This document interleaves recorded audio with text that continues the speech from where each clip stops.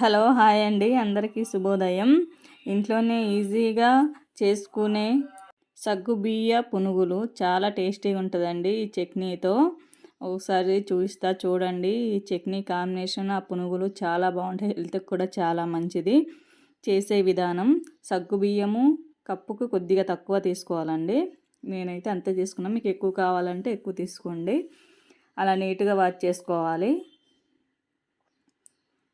ఓ 2 సార్లు వాష్ చేసుకొని కడిగి అలా ఉన్న తర్వాత మనం ఎంతైతే సగ్గుబియ్యం తీసుకున్నామో అంత పెరుగు తీసుకోవాలి. బాగా మిక్స్ చేసుకోవాలి.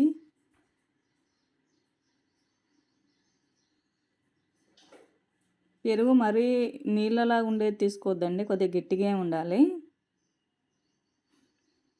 అలా ఒక 4-5 గంటలు నానబెట్టాలండి. అంతలోపు చట్నీ ఎలా చేయాలో చూపిస్తా. దానికి కావాల్సిన టమోటా, ఎల్లిగడ్డ, మినపప్పు, శనగపప్పు, పచ్చిమిర్చి, ఎండుమిర్చి, కొత్తిమీర అయితే కంపల్సరీ ఉండాలండి. కొత్తిమీర ఉంటేనే టేస్ట్ బాగుంటుంది.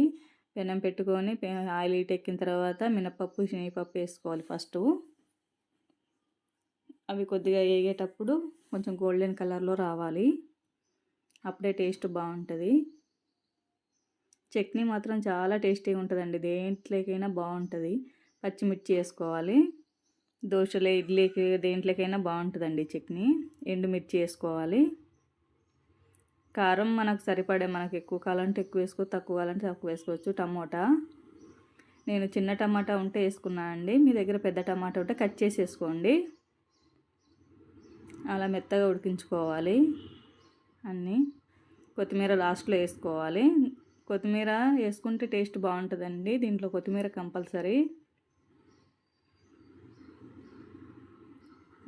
అలా చల్లారిన తర్వాత మనము మిక్సీ చేసుకోవాలండి. మిక్సీ బాగా మెత్తగా చేసుకోవాలి, ఎందుకంటే మినపప్పు, శనగపప్పు ఉంటుంది కదండి, అది బాగా మెత్తగా అయితేనే టేస్ట్ బాగుంటుంది. తగినంత సాల్ట్, కొన్ని వాటర్ వేసుకోవాలండి మనకు సరిపడా. వాటర్ వేసుకొని బాగా చాలాసేపు మిక్సీ పట్టుకోవాలి. మినపప్పు, శనగపప్పు అలా మెత్తగా కావాలండి, అప్పుడే టేస్ట్ బాగుంటుంది. అప్పుడు మనం తాలింపు పెట్టుకోవాలి. జీలకర్ర, ఆవాలు, మినపప్పు వేసుకోండి, శనగపప్పు వద్దు. మినపప్పు వేసుకొని కొద్దిగా కరివేపాకు వేసుకొని ఎర్రగా దాకా ఉంచి అంతే అండి, దించేసి దాంట్లో కలుపుకోవడమే. అంతే అండి, ఈజీగా టేస్టీగా ఉంటుంది చట్నీ. అలా మిక్స్ చేసుకోవడం అంతే. 4 గంటలు అయిందండి అది నానబెట్టి. అలా మెత్తగా కావాలి. దాంట్లో ఆనియన్స్ వేసుకోవాలి సన్నగా తరుక్కొని. పచ్చిమిర్చి అవసరం లేదండి, మనకు చట్నీ ఉంది కాబట్టి అవసరం లేదు. మళ్ళీ కారం ఎక్కువ అవుతుంది. జీలకర్ర, ఆనియన్, జీలకర్ర వేసుకుంటే సరిపోతుంది. బియ్యపిండి మనం ఎంతైతే తీసుకున్నామో పెరుగు, బియ్యపిండి కూడా అంతే తీసుకోవాలి. సాల్టు,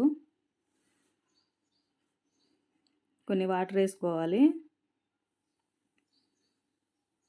కొన్ని వాటర్ వేసుకొని మనకి పునుగులకి వచ్చేలాగా కలుపుకోవాలి. వాటర్ ఎక్కువ వేసుకోవద్దండి, పలసగా కావద్దు, గట్టిగానే ఉండాలి. పలసగా అయితే మళ్ళీ పునుగులు రావండి. హెల్త్కి చాలా మంచిదండి ఇది. మన మైదా కంటే, గోధుమ పిండి కంటే కూడా ఇది చాలా మంచిది.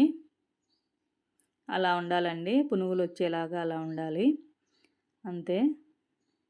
ఆయిల్ హీట్ ఎక్కిన తర్వాత ఒక్కొక్కటి కొంచెం దూరం దూరం వేసుకోవాలండి, ఎందుకంటే అవి దగ్గర వేసుకుంటే తొందరగా అతకపోతాయి. సగ్గుబియ్యం కదండి, కొంచెం దూరం దూరమే వేసుకోండి. బాగా డీప్ ఫ్రై కావాలండి, బాగా డీప్ ఫ్రై అయితేనే బాగుంటుంది. గోల్డెన్ కలర్లో వచ్చేదాకా వేయించుకోవాలి, నూనెలో డీప్ ఫ్రై చేసుకోవాలి. కొంచెం అతుక్కున్న తర్వాత ఫుల్గా కాలిన తర్వాత విడిపోతాయి అన్నీ. అలా ఆ కలర్లో రావాలండి అన్నీ. ఆ కలర్ వచ్చిన దాకా డీప్ ఫ్రై చేసుకోవాలి. ఆ కలర్ రావాలన్నీ, అంతే అండి. మనం దించేసుకొని తినడమే, చాలా టేస్టీగా ఉంటుందండి. ట్రై చేయండి. థ్యాంక్స్ అండి.